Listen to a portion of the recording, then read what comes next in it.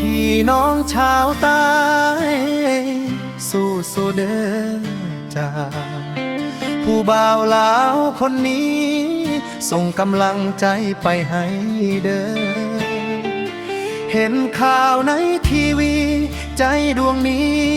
มันสั่นไหวได้ยินข่าวน้ำท่วมใหญ่ทางปักใต้บ้านพี่น้องเฮา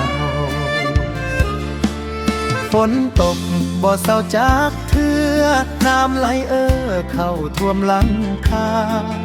ทางพุนสิลำบากนักหน้าทางนี้ก็น้ำตาซึมอยู่ไกลกันคนละฝั่งแต่ใจยังห่วงหา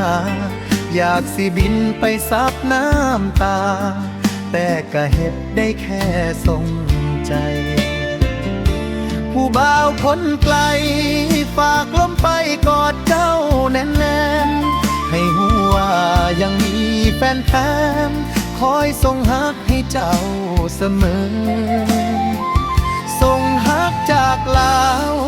ไปยาวๆฮอดชาวหาดใหญ่ส่งฮักจากใจไปซับน้ำตาพี่น้องดามควายให้สู้สู้เด้ออายอย่าพึ่งท้อเด้อพี่น้อง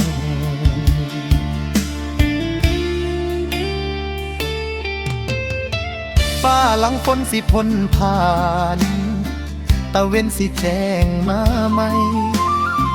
ฮึบไว้เด้อคนเก่งอีกบ่ดนน้ำก็สิลดลงข้าวของเสียหายก็หาไม่ได้ดอกพี่น้องสำคัญคือลมหายใจรักษาชีวิตเฮาต้องก้าวเดินมือใดน้ำลดสิพาไปเล่าเบิ่งโค้